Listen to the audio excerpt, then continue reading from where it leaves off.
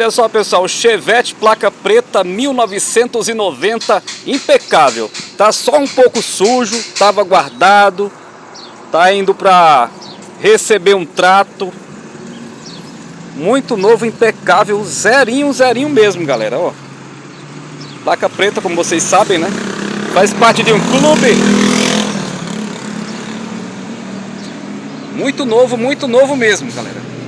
Novinho. Olha só, o proprietário me falou que só a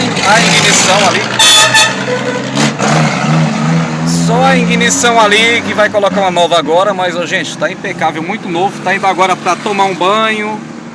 O somzinho, ó. Muito novo, viu? Parabéns aí ao proprietário, mais uma aqui Araripina que gosta de carro antigo. Esse aqui tá top 10, viu? Chevette 1990 1.6.